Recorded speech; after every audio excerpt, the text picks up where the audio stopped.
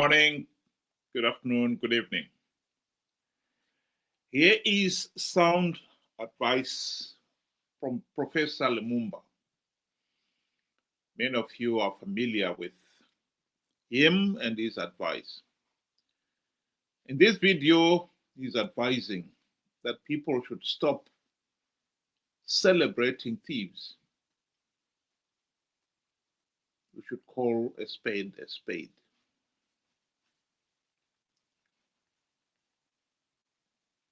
Impunity is alive and well in Africa. And we, the electorate, as I say, times without number, are in the business of celebrating thieves.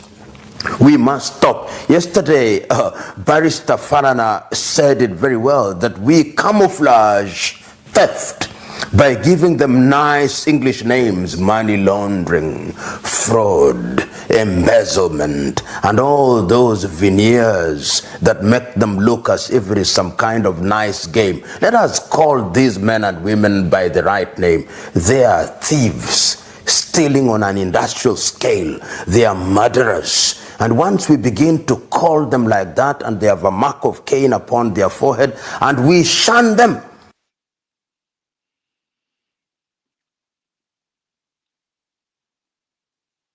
well, he is right. There's no denying that we have got a problem in Africa.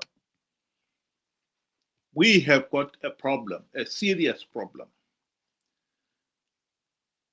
that those who are stealing from us at an industrial scale, we worship them. Here is one individual who has been hitting the social media recently, praising Mnangagwa. Tirimo mu State House chitodya chicken in Kule. kudya kwako kwakaprofitwa kare nababa John ndokudya kwakanzi sapatina kudya kwakanaka kudya kundirozi tiripo paState House unogona kutofa usina kumbosvika paState House Kutosunungurwa izvozvo kubva. asi siripo takatotsika mota dzedu dzaukona iState House ndo patiri pamba penyika kunamata kwakanaka chipostori chakanaka sapatina tichidya zvedu kudya kwakanaka tiri kutodya pamasowe panapa but tiri kudya nyama imi kwenyu hazviko asi tiri pano pamasowe paState House nhasi ndo patiri kunamatira nhasi tiri kudya nyama namata mwari uyu akanaka baba Johani wakauya nechinamato ichi kuvanhu vatema wakagona nokuti zvaitwa nevarungu chete asi nhasi uno tisu tiri kuzviita vakana vabvudze popi hatina matei vakomana.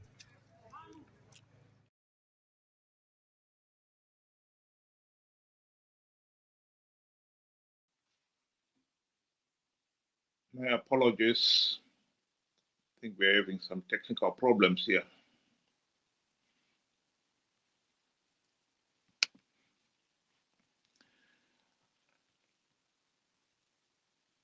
The individual, this member of the Apostolic Faith, he was in State House, and I think it is fair enough for people to say we expect men of God to behave in the same way that the men of God of the olden days, the Bible, Prophet Samuel, Prophet Nathan, they spoke truth to power. We expected him to do the same. But instead, when he was given a piece of chicken, he forgot all about the thieves, the stealing, the loot that Professor Lumumba was referring to there. All he could think about was how good the chicken was tasting. Sapatini, Sapatini. To be fair to him, what he did was nothing compared to what the MDC leaders did during the GNU. The primary purpose of the GNU of 2008-2013 was to implement the democratic reforms necessary to stop ZANU-PF rigging the elections. They failed to implement even one token reform. What happened? Mugabe bribed them. Yes, it wasn't a piece of chicken. Mugabe bribed them with the trappings of high office.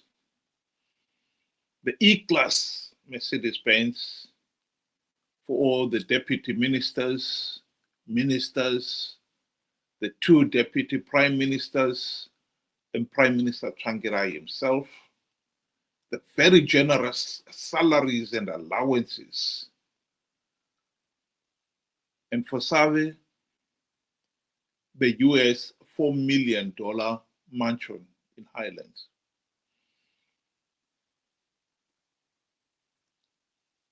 And many, many other things besides. And the MDC leaders forgot about the reforms. They were in the GNU for 5 years. They failed to implement even one token reform. At the time, somebody asked, why are MDC not implementing the reforms? And the reply from ZANU-PF cronies was, Mazwane MDC adziza kujuka nyerere. They're enjoying the trappings of the gravy train. They are not going to rock the boat. And that is exactly what happened. I think what is interesting, actually, in hindsight, is to realize that the ZANU-PF crony was boasting of something that he understood only too well. The ZANU-PF ministers, deputy ministers, MPs, senators, party leaders, etc., were bribed by Mugabe soon after independence. And they became the most complying cabinet, probably in human history. Utterly useless. At one point, Margaret Dongo called them Vakadzi va Mugabe in sheer frustration at how they all groveled to Mugabe and never stood up to challenge him on any issue. Here is Dr. Simba Makoni in conversation with Trevor, explaining how Mugabe started the corruption in his party. When did we become so attached to material things like cars? Many cars for ministers, big houses, the big convoy that the president and everybody else has. Where did that come from? Is that who we've always been? I would say yes, Trevor. I recall very clearly that when we came into office in 1980, we inherited Ian Smith's systems. And Ian Smith's ministers drove Peugeot 504s. They drove themselves from home to work in their Land Rovers and all in kinds. Most of them were farmers. They parked their Land Rover and then they used the government vehicle when they were at work with a chauffeur. When they finished at night, they packed them and they took theirs to go home. Within the month of our coming into office, Prime Minister Mugabe then directed that every minister be issued with an E-class Mercedes-Benz. And the Peugeot 504s were retired to permanent secretaries, and the deputy ministers who then took over. We can also look at many other things, small they may appear at the time. Let me hazard that even at that point, Enos Nkala was our Minister of Finance. I don't think we knew what budget we inherited from Ian Smith when the decision was taken to buy those E-class fleets for the ministers. So the material, affection for material things has always been with us. And the differentiation also, even going back into the camps, Zemashefu, Neze, my comrades, Makada, were not the same. So much so that even today, when the so-called Minister for Presidential Affairs or Provincial Governor, as they were, goes to Bubi or Binga, they will be served separately and differently from the other people. The avarice grew as we began to exploit the opportunities of office. When I was in the government, the minister was allocated one vehicle that they kept, which was the sedan they used in town. If you needed to go off-road, then your ministry hired off-road vehicles from the CMED, and you were charged for it. Now a minister will have an average of 4 vehicles in his forecourt, all at government's expense. So the leadership modeled the wrong kind of behavior, and that kind of behavior permeated all across our society. Our CEOs, like you're saying, heads of parastatals and so forth, modeled from the top. Indeed. Indeed. I made a passing reference that we have. I think it is important to underline that point, that the issue of greed was modeled from the top, and it permeated right down the food chain, right down to the village level, to the individual level. And this has been a serious problem in Zimbabwe political culture. But I want also to talk about another serious problem, the culture of violence. And I think Dr. Makoni here explains it very well. So let's listen to him while he explains the second point, from corruption to the culture of violence. CEOs who will buy themselves a luxury car when they can't pay wages at the end of the week or end of the month. This has been so entrenched in our psyche, this showing off,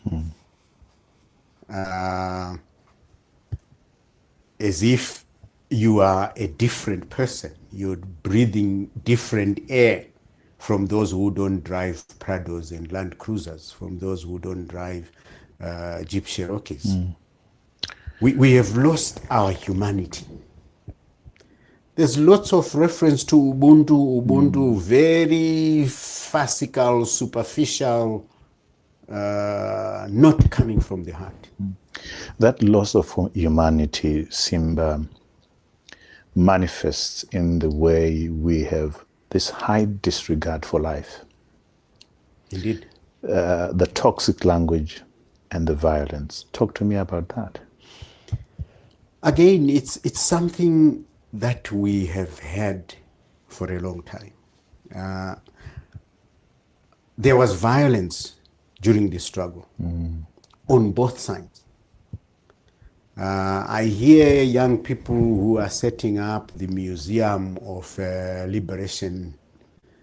I hope that it will be capturing the truth.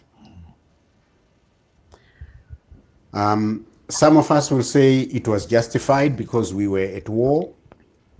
Whether it was violence taking place in the protected villages or Selous scouts torching whole communities or comrades beating people up at Epungwe. We can explain it differently, but that doesn't change its nature. Violence has been the anchor of our hold on power. And again, Simba, correct me if I'm wrong, that modeling has percolated to the street level, to Tumbare, to Makokoba. That's how we resolve our problems. Exactly. Unfortunately, you know, it's sad. You may want to recall this. I think it was in 1988 or just before 1990. Robert Mugabe was campaigning in Chitumbizo. And he said, we have degrees in violence. I remember that.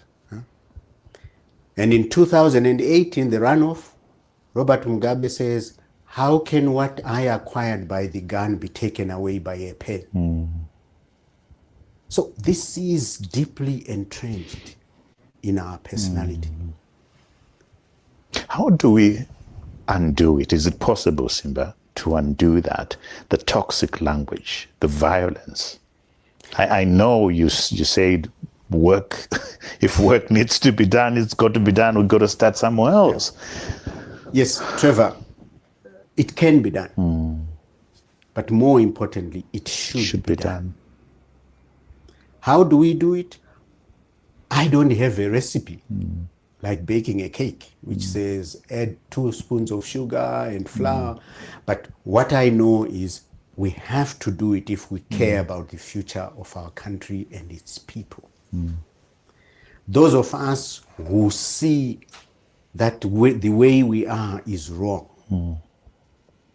If we haven't started, we must start working.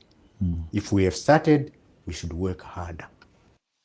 I'll leave it at that. I think this is an important point. The truth of the matter is, ZANU-PF has brought this culture of violence. And I would strongly recommend that those of you who have got a chance should make an effort to listen to the whole tape, because Dr. Makoni says a lot of really interesting points here. That is the title of the video at the bottom of the screen there for you to see for yourself. But I think the other point he mentions here is that ZANU-PF is incapable of reforming itself. That is another reality that most Zimbabweans have failed to accept.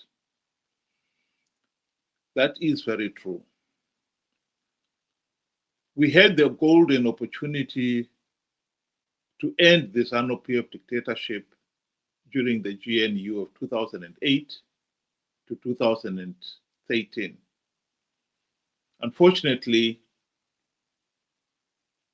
like I said, Robert Mugabe bribed our MDC friends and they forgot about the reforms. There's been other opportunities to end the dictatorship. And I still maintain that if we had not participated in the 2023 elections in our millions, SADC would have denied ZANU-PF political legitimacy. Because both SADC and the AU election observers condemned those elections, the 2023 elections, as flawed. They were flawed. How is it possible that we accepted what happened then? We were conned by Chamisa to believe that he had plugged all the vote rigging loopholes. And Triple C was going to win big. And millions, 2 million, nearly 2 million to be exact, believed him and participated in the election process. We had been warned before that if you participate, you give the process legitimacy. We've known this since 2013. But as usual, we stopped to listen. We didn't bother to listen to it. And the price we pay for it is the failure to deny ZANU-PF political legitimacy. If we do not participate in the 2028 elections in the same numbers as those participated in 2023, I believe SADC will deny ZANU-PF political legitimacy and force Zimbabwe into a second GNU. This will be our second chance to implement the democratic reforms necessary to end the ZANU-PF dictatorship. I believe this is the only way out. The challenge here is educating those Chamisa Chete brigade members to realize that Chamisa is not the demigod they take him for. Chamisa lied to them. He is a liar.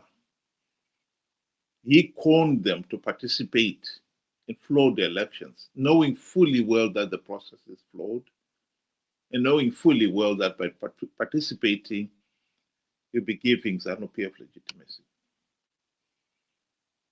He went ahead regardless, out of greed, pure and simple. After 45 years now of independence, it is unbelievable that we should fail to hold free, fair, and credible elections, that we are failing to accept what constitutes free, fair, and credible elections. There is no excuse for that.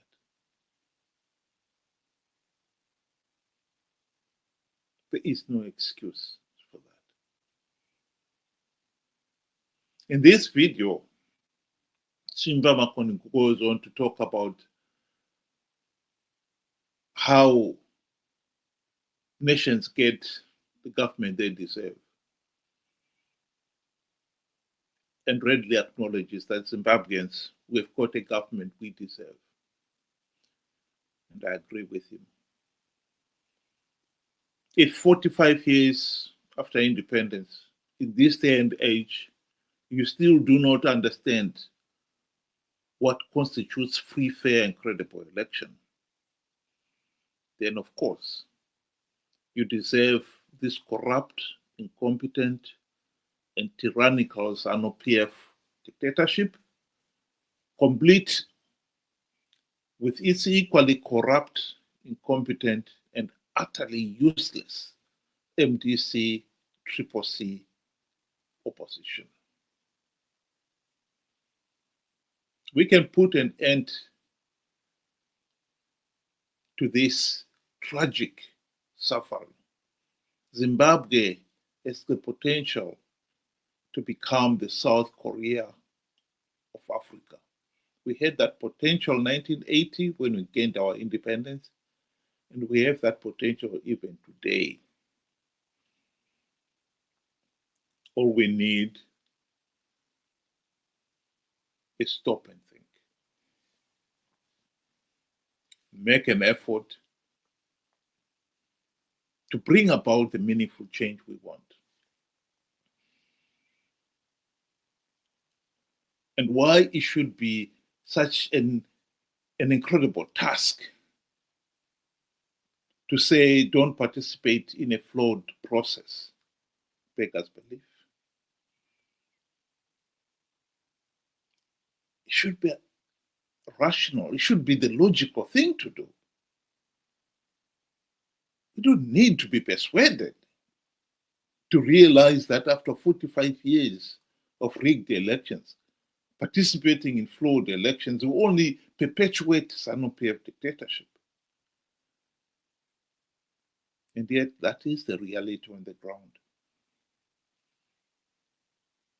Like it or not, Zimbabweans have the government they deserve. We deserve this corrupt, incompetent, and tyrannical ZANU-PF dictatorship. It is within our power to finally do something about it and end our own suffering. Think about it. Thank you very much. Have a good evening.